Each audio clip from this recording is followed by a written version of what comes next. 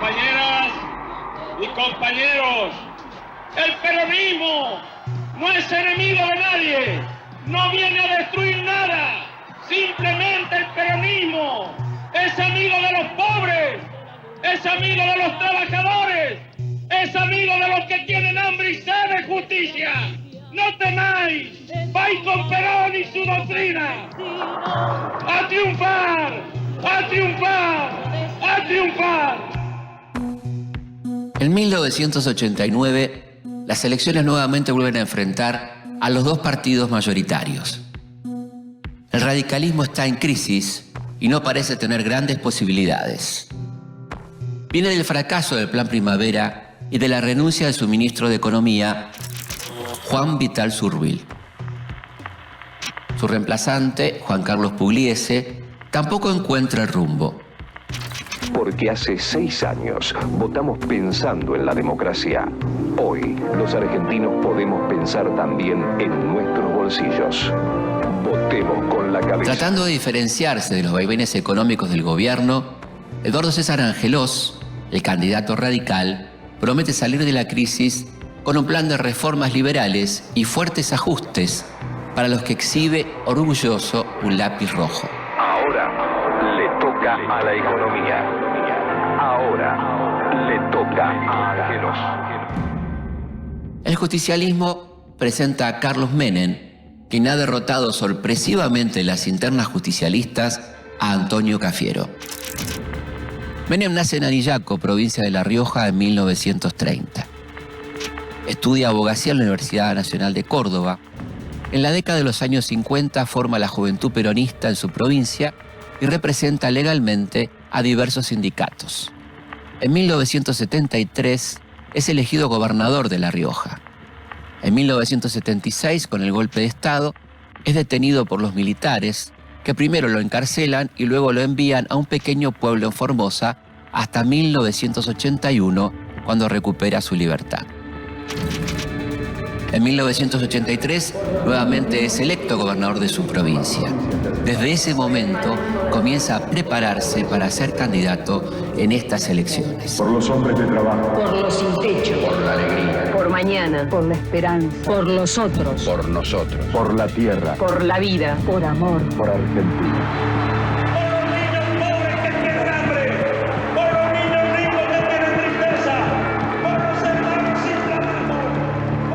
Presenta un perfil desarrollista y promete salariazo y revolución productiva.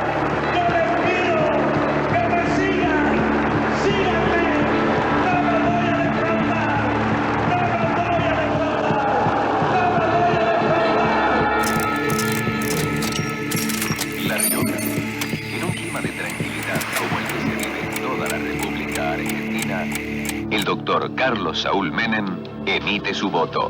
A la madrugada del 14 de mayo se conocen los resultados. Carlos Menem triunfa con más del 10% de ventaja sobre Angelós. El flamante presidente saluda desde los balcones de la Casa de Gobierno de La Rioja, agradeciendo a los argentinos la confianza que han depositado en él. Argentina se pone en marcha. La democracia ha triunfado. Mientras tanto, la devaluación del austral lleva a que la situación empeore aún más. El índice de pobreza se dispara durante este año del 25 al 47,3%.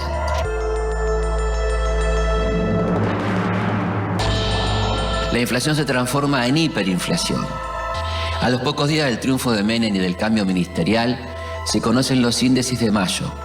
114% de inflación mensual. Nadie, particularmente ningún trabajador, puede sentirse mínimamente tranquilo con una inflación que corroe su salario. La tensión lleva a un estallido social. Que le impide saber para cuántos días alcanzará su sueldo. En todo el país se viven episodios de saqueos en comercios y supermercados.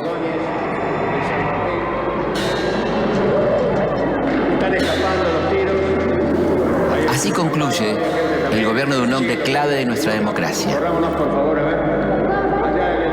Un hombre al que le tocó la difícil tarea de gobernar En una época en que las corporaciones eclesiásticas, militares y económicas todavía mantienen el poder obtenido durante los años más negros de nuestra historia. Ningún presidente tiene derecho a reclamar indefinidamente el sacrificio de su pueblo si su conciencia le indica que puede atemperarlo con el suyo personal. El 8 de julio, 5 meses antes de lo previsto, Carlos Saúl Menem asume la presidencia. Juro por Dios nuestro Señor y estos santos evangelios desempeñar con lealtad y patriotismo el cargo de presidente de la nación. Si así no lo hiciere, Dios y la nación será. Ese día trae dos datos novedosos en nuestra historia política. Por primera vez desde 1930, un presidente constitucional le entrega el mando a otro de un partido político distinto. Por primera vez en la historia, un presidente peronista asume secundado por un gabinete completamente neoliberal. En este caso, claro, ante la situación, creo que todos estamos haciendo una fuerza bárbara para que esto vaya para adelante. Es que si no hacemos fuerza todos no salimos adelante, Elías. Menem tiene aspecto de caudillo del interior, con patillas y pelo largo, mezcla de personaje simpático y transgresor. Con su asunción, despierta al mismo tiempo esperanza e incertidumbre. Para construir una Argentina mejor.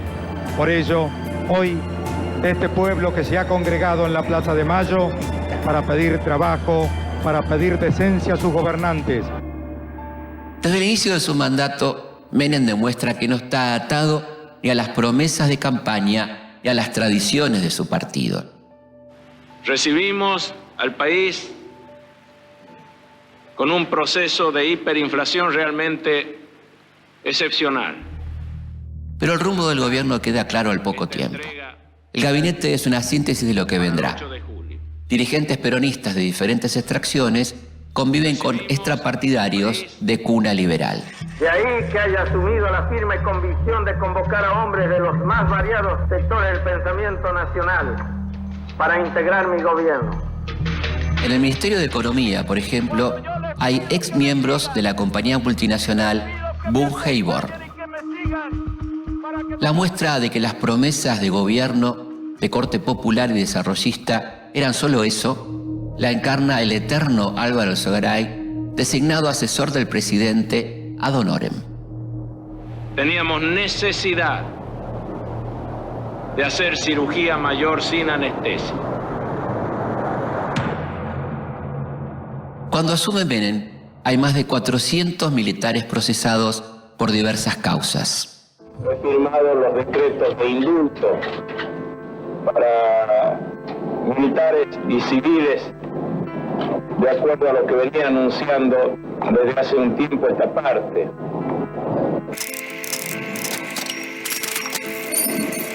El 7 de octubre firma 4 decretos por los que indulta a todos los militares que no habían sido comprendidos en las leyes de punto final y obediencia debida. Decisión que según las encuestas desaprueba una amplia mayoría de los argentinos y que tiene eco en el exterior. También alcanza a los responsables de Malvinas, a integrantes de Montoneros y ERP y a los que participaron de los levantamientos de Semana Santa, Montecaseros y Villa Martel. A la llegada del presidente procedente del sur argentino, donde había pasado el día en visita turística privada. El habitualmente locuaz Carlos Menem se metió esta vez en su coche sin decir palabra. Fue el secretario de Medios quien secamente aplazó toda explicación para hoy. Mañana habrá que esperar hasta las 11:30 de la mañana que entreguemos la información nosotros. Yo sé que va a haber descontentos, como en todos los hechos de la vida, pero también estoy convencido de que muchos millones de argentinos están aplaudiendo esta medida.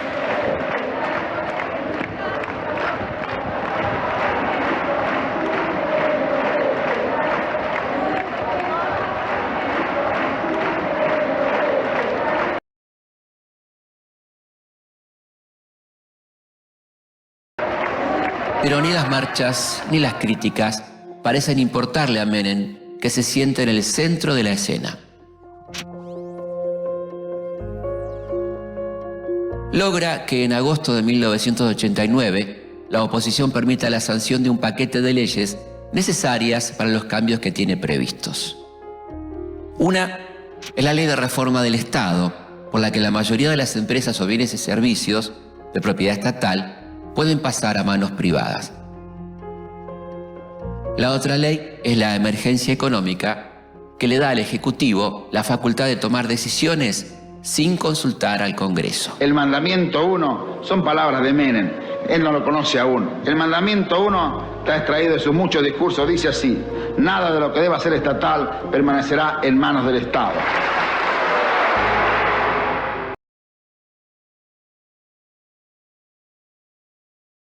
Pero con las privatizaciones en marcha y con un rumbo neoliberal definido, la hiperinflación no desaparece. Por el contrario, se agudiza. Hacia fines de 1989 y tras 5 meses de gobierno de Menem, el índice anual llega al 3.079,5% y un 47,3% de la población se encuentra en estado de pobreza. Les dije el sábado que ratificábamos todos los lineamientos de fondo de la política económica del presidente Menem. La reforma del Estado, el programa de privatizaciones, la reforma impositiva, la libertad de los mercados. Menem nombra un nuevo ministro de Economía, el riojano Herman González, quien el 28 de diciembre da a conocer lo que se conocerá como Plan Bonex, una idea del inefable asesor Álvaro Alzogaray. De que la mejor forma de preservar no solo el valor del trabajo y del ahorro popular, sino también los derechos de propiedad totalmente legítimos de los titulares de depósitos a plazo fijo, hemos dispuesto su pago obligatorio en Bonex serie 1989. La medida consiste en incautar los depósitos bancarios de pequeños y medianos ahorristas, entregándoles a cambio títulos de deuda pagaderos a 10 años. Se busca sacar de circulación el dinero y dejar de emitir para frenar la inflación. Pero durante los primeros meses del año, la hiperinflación subsiste. Las leyes de emergencia económica y de reforma del Estado tiran por tierra las expectativas de salariazo y revolución productiva con las que Menem había ganado las elecciones. A tan solo 5 meses de las elecciones, el modelo de racionalización y privatizaciones pone en alerta a los trabajadores por las amenazas de cierres y despidos. Uno de los hechos que confirma el rumbo es la reacción oficial cuando la CGT Azopardo, liderada por Ubaldini, plantea un paro general a mediados de noviembre de 1990.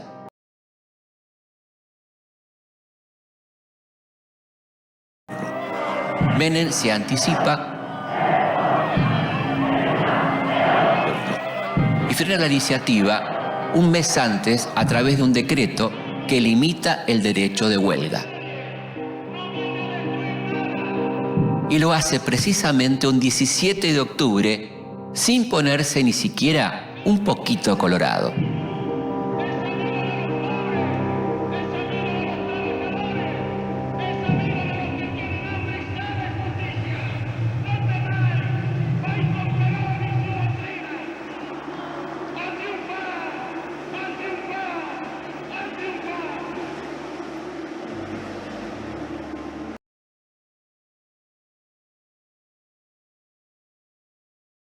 Mientras tanto, en el terreno militar, el malestar continúa y los carapintadas se levantan nuevamente.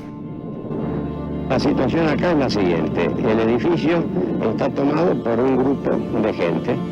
50 personas con su rostro tiznado, con su cara pintada. De gente. No sabemos quiénes son, no sabemos qué quieren. Así que vamos a esperar órdenes. Lo hacen el 3 de diciembre de 1990. Copan el Distrito Militar 1 y el cuartel de Patricios ubicado en Palermo. Porque está tomado por un grupo de militares que responden al coronel Seineldín. ¿Cuántos hay acá que han tomado? En este lugar, no le voy a decir la cifra. El operativo para acercar a los rebeldes está a cargo del subjefe del ejército, el general Martín Balsa. Siguen los disparos de la tanqueta. como intuíamos, ingresa para tratar de buscar a los últimos sediciosos que están ofreciendo todavía resistencia. Se produce el desplazamiento de los efectivos del hospital militar y en este momento la salida de los sediciosos que se han rendido. Los enfrentamientos dejan 14 muertos y más de 50 heridos. La primera imagen, la derrota de los sublevados fortalece al gobierno. Tenemos con claridad de los sediciosos luego de su rendición.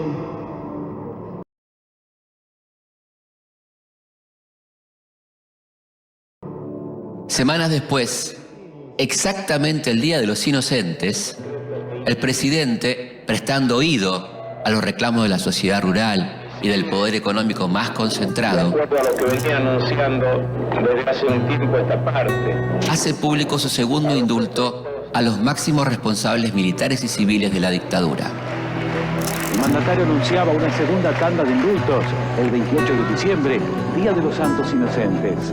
Beneficiados fueron nada menos que los máximos jerarcas de la dictadura militar, entre ellos Jorge Rafael Videla, Emilio Eduardo Macera y Carlos Suárez Mason. yo sé que va a haber descontentos, pero también estoy convencido de que muchos millones de argentinos están aplaudiendo esta medida. Menem ha concedido su segundo y más importante indulto. Con él han salido a la calle los máximos responsables de una violenta década. Para muchos, este indulto no es la puerta hacia la reconciliación, sino el camino hacia el olvido oficial de lo que difícilmente podrá olvidar la sociedad argentina. Es uno de los días más tristes de la recientemente recuperada democracia.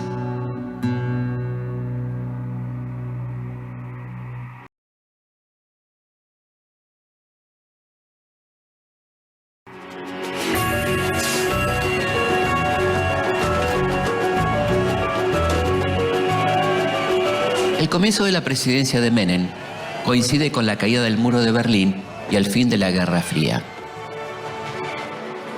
El triunfo del capitalismo parece total y el nuevo orden mundial tiene un solo centro de poder: Estados Unidos.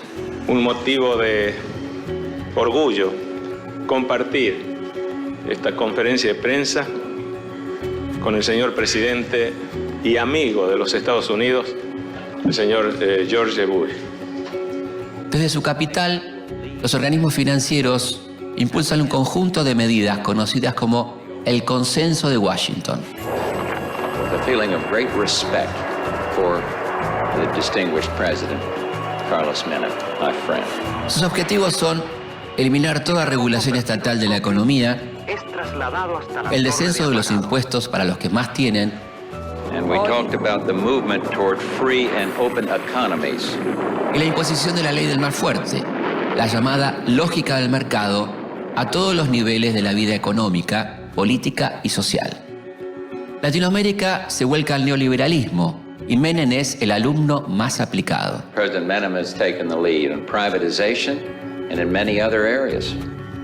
Cada una de sus decisiones en política interna y externa implica un alineamiento incondicional con los Estados Unidos y el empresariado nacional más concentrado.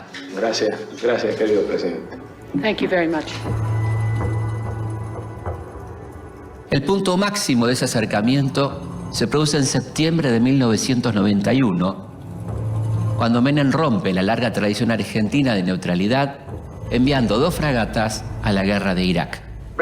Quebrando el antiimperialismo peronista tradicional, se lo vio besando la mano de la señora de Bush. La política económica de Menem impulsa el achicamiento del Estado a través del traspaso de sus servicios básicos, educación, salud, jubilación y explotación de los recursos naturales, a la esfera privada.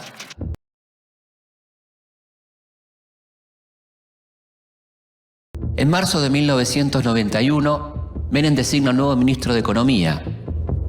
El elegido es un economista cordobés, exfuncionario de la última dictadura. Domingo Cavallo nace en San Francisco, provincia de Córdoba, en el año 1946. En los años 70 estudia en Harvard. A su vuelta, funda la Fundación Mediterránea, un think tank liberal financiado por los grupos económicos más poderosos de su provincia. Durante la dictadura, ocupa la presidencia del Banco Central, desde donde estatiza las deudas de las grandes empresas privadas. El 27 de marzo de 1991, Cavallo presenta por cadena nacional la Ley de Convertibilidad. El plan de convertibilidad cierra en sí mismo. Es un plan de disciplina fiscal y monetaria para asegurar la estabilidad. Con la asunción de Cavallo, las privatizaciones cobran nuevo impulso. El Estado vende más de 400 empresas, todas por debajo de su verdadero valor y siempre dejando una gran cantidad de trabajadores en la calle. No me interesa ser el gerente cómodo de una Argentina empobrecida y saqueada. Nuestra economía popular de mercado busca consolidar estos principios. El próximo objetivo del gobierno es la reducción del gasto público. Hablo de un modelo argentino en plena etapa de instrumentación. Por la curiosamente llamada Ley Federal, la nación transfiere a las provincias la salud y la educación, pero sin otorgarle los fondos necesarios para su autonomía.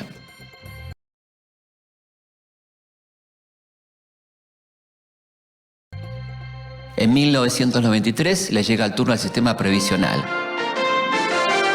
Máxima tiene otra excelente noticia para todos sus afiliados. Nacen las AFJP, administradoras de fondos de jubilaciones y pensiones. Empresas privadas vinculadas a grandes bancos que, a cambio de jugosas comisiones, administrarán los aportes de los trabajadores. Esto significa que sus aportes son invertidos de una manera segura, además de rentable. Si bien los trabajadores pueden optar por permanecer en el sistema estatal, el gobierno mantiene muy bajas las jubilaciones para contribuir al crecimiento de las AFJP. Otros maldicen el día que llegó a la presidencia. Todos los miércoles, frente al Congreso, un nuevo tipo de protesta se vuelve un paisaje habitual. Las marchas de los jubilados. Se dedica a jugar a la pelota, a interrumpir al pueblo.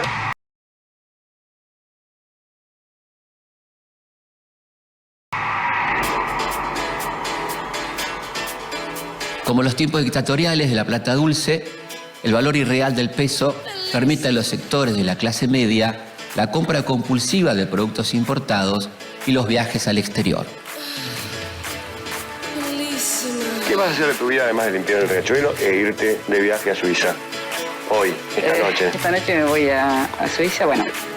Después, cuando el presidente vuelva el martes que viene, yo me voy a Londres.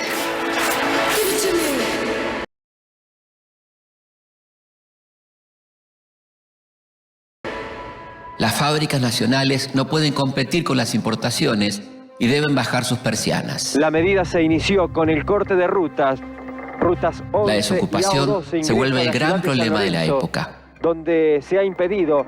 Poco a poco, los afectados por el ajuste se organizan y salen a las calles. Ya no se nuclean en torno de la CGT. Surgen nuevas centrales sindicales, como la Central de Trabajadores Argentinos, que lidera Víctor de Llenaro, la Corriente Clasista y Combativa, cuyo referente es el jujeño Carlos El Perro Santillán, y el MTA, Movimiento de Trabajadores Argentinos, que encabeza el camionero Hugo Moyano. La dirigencia que llamó a este paro no representa a los trabajadores argentinos y que la gente quiere trabajar, no parar. El 17 de marzo de 1992, una bomba estalla en la Embajada de Israel en Buenos Aires.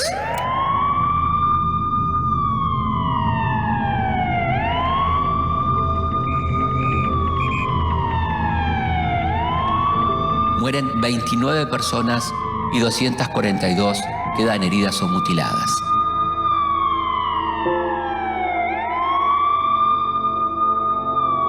Dos años después, el 18 de julio de 1994, un nuevo atentado sacude al país.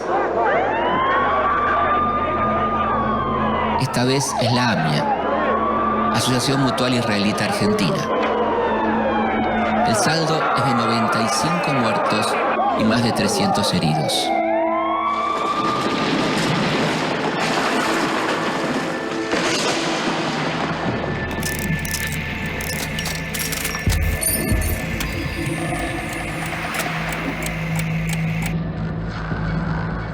Los atentados nunca fueron esclarecidos, pero las sospechas recaen en grupos terroristas que habrían actuado como represalia por el envío de tropas a la guerra del Golfo. He firmado los decretos de indulto. Recordemos que al comienzo de su mandato, Menem indulta a 200 militares y también a 50 civiles que participaron en organizaciones armadas durante los años 70. A los efectos de que nos reconciliemos y pacifiquemos el país los argentinos. A pesar de la indiferencia promovida desde el Estado, la lucha de los organismos de derechos humanos y militantes de diferentes sectores continúa.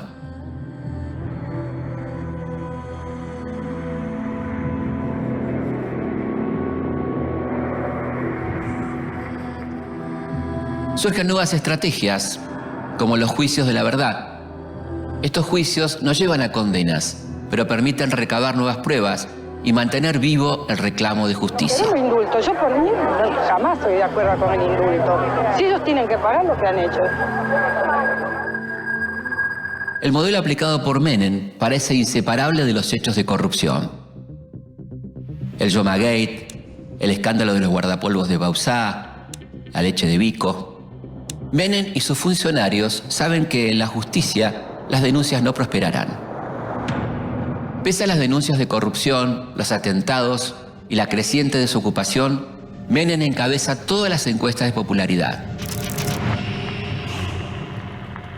La convertibilidad por ahora solo muestra su lado exitoso. Ha detenido la hiperinflación y permite que amplios sectores accedan al crédito.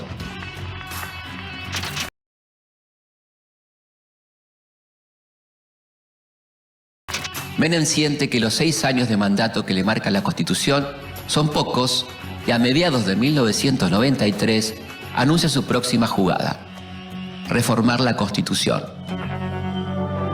A 6 años del siglo XXI, dejémosle a las generaciones que vienen un país estable y con las herramientas necesarias para enfrentar con éxito el futuro. Sigamos para adelante. Menem solo tiene en vista un artículo: la reelección del presidente. Para concretar la reforma, Menem busca el apoyo del expresidente radical Raúl Alfonsín. El 4 de noviembre, ambos sellan el Pacto de Olivos. Alfonsín acepta la reelección a cambio de que Menem introduzca la nueva Constitución, la creación del Consejo de la Magistratura para la selección de los jueces y el cargo de jefe de gabinete. También el agregado de un tercer senador nacional por la minoría y la transformación de la capital federal en ciudad autónoma. Finalmente, el nuevo texto de la Constitución se aprueba el 22 de agosto de 1994. Para las elecciones de 1995 comienza a formarse un nuevo frente político. El Frente País Solidario, FREPASO, integrado por dirigentes del peronismo que están en total desacuerdo con las políticas de Menem y varios partidos de centro-izquierda.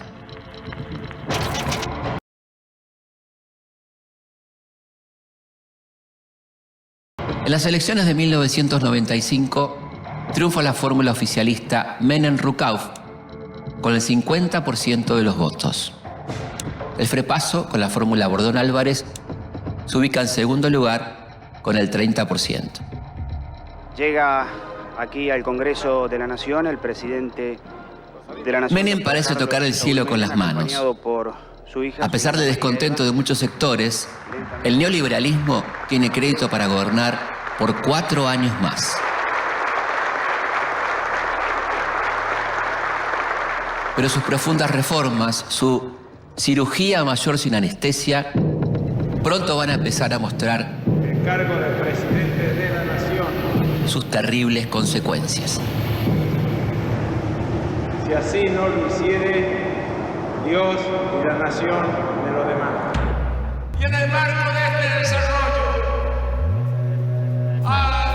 Durante su segundo mandato, miles de argentinos comienzan a salir a las calles y a las rutas para protestar contra las políticas de exclusión de Menem. Van a ser también años de crecimiento. A la protesta de los trabajadores se suma la de los desocupados, que forman sus propios movimientos.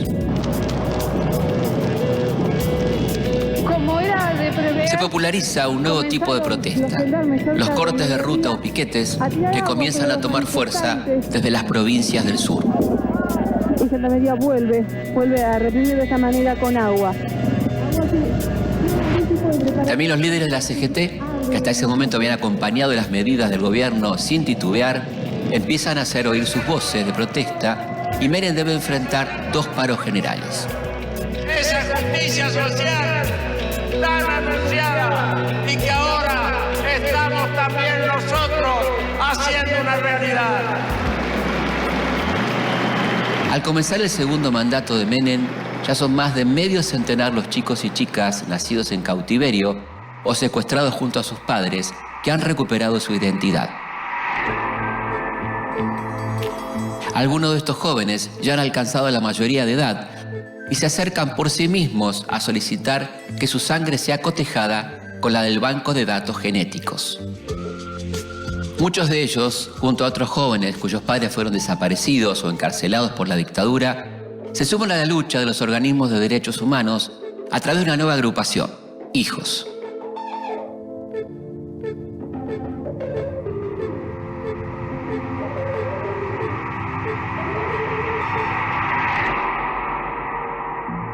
La receta que se está aplicando en Argentina y sus consecuencias de desempleo y crisis son un modelo a escala global.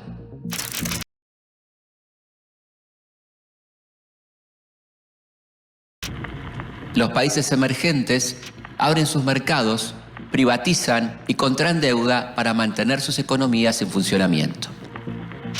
Pero los capitales no tienen paciencia y ante el menor atisbo de crisis se fugan de estos países hacia destinos más seguros. Es así que estas economías comienzan a estallar y con humor negro se bautiza esas crisis con el nombre de bebidas o comidas típicas.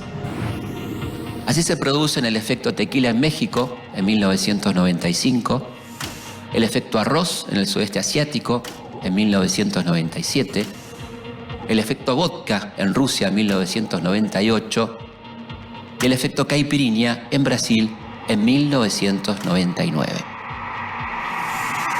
Hacia 1996, las grietas del modelo comienzan a hacerse más y más evidentes y Menem decide reemplazar a Cavallo.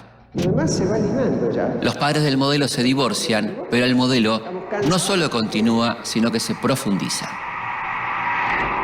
El acuerdo, sellado en la madrugada del sábado por referentes de ambas fuerzas.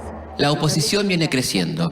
En 1997 el Frepaso, liderado por Carlos Chacho Álvarez y Graciela Fernández Meijide, y la Unión Cívica Radical, representada por el jefe de gobierno porteño Fernando de la Rúa y el expresidente Raúl Alfonsín, se unen y forman la Alianza. Democracia Argentina, porque hasta ahora es solo una alianza de la oposición para pretender por esta vía derrotar al justicialismo. La defensa del modelo llega paradójicamente desde la oposición. La Alianza entiende que gran parte de la clase media no quiere salir del 1 a 1 y que plantear algo distinto es ir a una derrota electoral. Quiero la dignidad que tuvimos, la que perdimos, la que vamos a volver a tener. Prometen la continuidad y señalan a la corrupción como única causa de los problemas argentinos. Dicen que soy aburrido. Aburrido. ¿Será que no manejo Ferrari? En las elecciones de 1999, la Alianza gana con el 49% de los votos frente al 32% de la fórmula justicialista Eduardo Duhalde, Ramón Palito Ortega.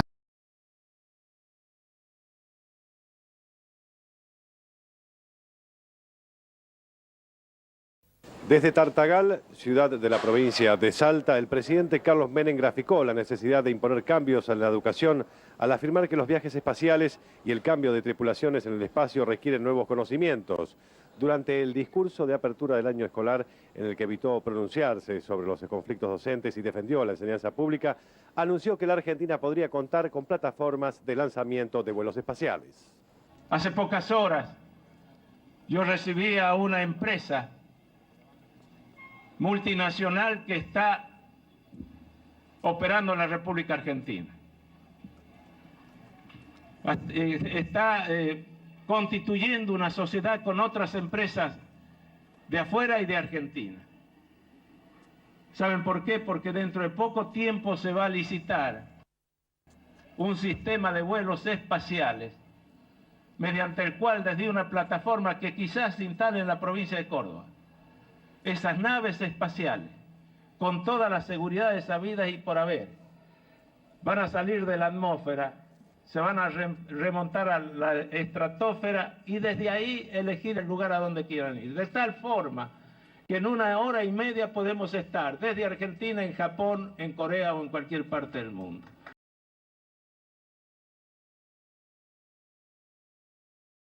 Y tenemos información de última hora. Un tribunal de Argentina absolvió al expresidente Carlos Menem por delitos de contrabando de armas a Croacia y Ecuador. Ampliamos esta noticia. Precisamente tenemos comunicación con Edgardo Esteban, que nos ofrece detalles. Saludos, Edgardo. Ya lo sabes. ¿Qué detalles puedes ofrecernos sobre la absolución del expresidente Menem? Muy buenas tardes, y como bien anticipaste, recién se acaba de conocer el veredicto que el Tribunal Oral en lo Penal Económico número 3 dictó en la causa de la venta ilegal de armas a Ecuador y Croacia entre los años 1991 y 1995. El expresidente Carlos Menem fue absuelto por parte de este tribunal porque manifestó que no quedó demostrado su responsabilidad. Además del expresidente de Argentina, estaban acusados de contrabando agravado otros 16 implicados, entre ellos quien fuera ministro de Defensa, Oscar Camillón, el ex jefe de la Fuerza Aérea, el brigadier Juan Paulic, el traficante de armas Diego Palleros y el ex titular de la Estatal de Fabricaciones Militares, Luis Arlenga. Para finalizar, el juicio era por hechos que estaban denunciados como o tipificados como contrabando, calificados, cometidos, como dijimos anteriormente, entre los años 1991 y 1995. Reiteramos, quedó absuelto de esta causa el expresidente Carlos Saúl Menem. Gracias, Edgardo, por tu precisión de última hora. El presidente prestó una declaración patrocinada por el abogado Juan Lavaqué, donde sostuvo que su hijo murió por un atentado criminal.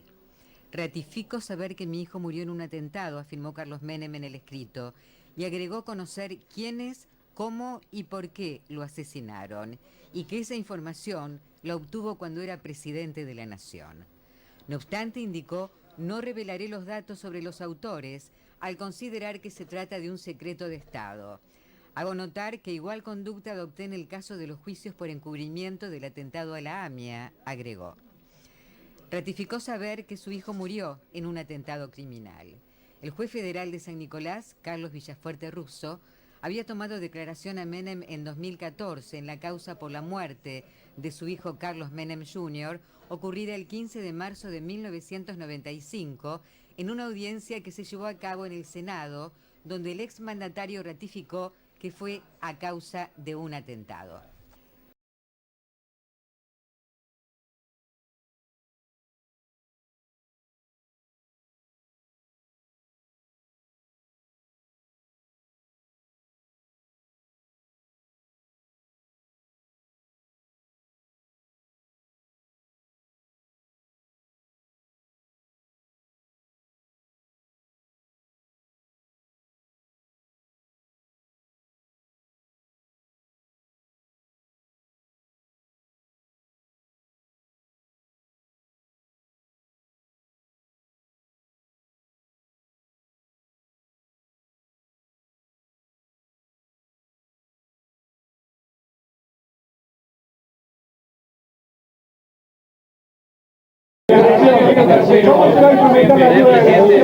Señor presidente, Martínez de Canal 12 de Córdoba, quería consultarle si se tienen precisiones acerca del motivo específico de la tragedia. En principio, de acuerdo a la información que yo he recibido aquí, que ha recibido el señor gobernador, el intendente, en principio se trataría de un accidente, a punto tal que el operario que estaba ahí, creo que era un capataz de la fábrica, en el montaje de los explosivos, hizo sonar la alarma y a los 7 minutos que se produjo la advertencia, se dio la explosión. Es decir, que no hubo más víctimas porque la alarma funcionó y muchos tuvieron, además gente entrenada para el caso, la oportunidad de abandonar la zona siniestra. Yo creo que esto ha ocurrido no tan solo en Argentina, ocurrió en todas partes del mundo. Hace el año pasado, o este año en Brasil, se dio un hecho similar. Es el crecimiento de las ciudades. Río Tercero creció, la fábrica militar de explosivos o de municiones se construyó hace 50 años y bueno, no se tomaron, supongo yo, a través de los 50 años las medidas del caso para evitar que si hay un siniestro se den este tipo de situaciones, pero ya está. Ahora después de esto, el reciclaje, la planta química corre peligro, para Radio Río Tercero, la planta química de Atarón y Petroquímica, ¿corre peligro? ¿Tiene información usted? No, tengo información de que no corre peligro. Lo que explotó fueron 5 polvorines, se preservó un polvorín, 5 polvorines a la vuelta de la fábrica y de acuerdo a la información, por ahora está totalmente controlada la situación. En las fábricas de la ciudad hay mucha gente de Río Tercero que está escuchando en este momento. La información puede dar el gobierno nacional? Estoy diciendo que está todo el país, y en este caso todo el gobierno nacional, usted vio que están todos los ministros, desde el presidente para abajo, trabajando para dar una respuesta rápida a esta situación. No, sabemos que hay 4 manzanas prácticamente destruidas. La directiva que ha dado es de iniciar inmediatamente la reconstrucción de esas viviendas. Ahí va a estar el gobierno nacional contribuyendo con el gobierno de la provincia para este menester. Hemos hablado con el gobernador, con el intendente, así que estamos ya en tareas de levantar nuevamente las viviendas que se han caído. El que está, el general Groba, que está al frente, junto con el jefe de policía de la provincia en todas las tareas, nos han expresado que está por ahora descartado cualquier tipo de explosión. El polvorín que peligraba explotar ha sido totalmente aislado, y estos que han explotado es por lo que se llama, por simpatía. Explota una bomba y las bombas que están cerca empiezan a explosionar, que es lo que ocurre. ¿Tiene un valor estratégico este instalaciones? ¿Es partidario de privatizar este tipo de plantas? Porque en el proyecto de ley... Bueno, si nosotros creemos que es conveniente privatizar y el Congreso le ha dado vía libre a la privatización, lo vamos a hacer. ¿Esto puede ser una señal de alarma para otras ciudades? ¿Este hecho puede ser una señal de alarma para otras ciudades que tengan plantas semejantes? Claro que sí. Yo creo que después de este hecho se van a tomar todas las medidas correspondientes para evitar que se repitan y, de ser posible, de trasladar las fábricas que están cerca de las poblaciones a otros lugares. ¿Va a haber plata para las familias perjudicadas de la nación? Por supuesto, de la nación y de la provincia. Vamos a ver. ¿Cómo se llama? Grábenlo bien. ¿De qué manera? Grábenlo bien porque la nación va a cooperar y la provincia, por supuesto, también. A través de crédito, señor presidente, y las personas... Vamos a ver, déjeme que lo piense el gobierno argentino creo que está aquí, el gobierno de Córdoba y el gobierno del país. El gobernador, el presidente le están diciendo el informe que han recibido. Se trata de un accidente y no de un atentado. Ustedes tienen la obligación de difundir esta palabra. No entrar a dudar sobre lo que estamos diciendo. Porque el que duda, perdóname después, el que duda tiene que tener algún fundamento y no una llamada telefónica que la puede hacer cualquier irresponsable. Así que lo que dice el gobernador hay que descartar totalmente. Esto es fundamental, que los medios de difusión de nuestra provincia y de nuestro país descarten totalmente la posibilidad de que esto se trate de un atentado. Esto ha sido un lamentable accidente y hay que entenderlo de esta manera. Por encima de que la investigación que se haga, los peritajes determinen cuáles fueron los elementos causales de ese accidente. Pero las seguridades están de que no estamos frente a un atentado.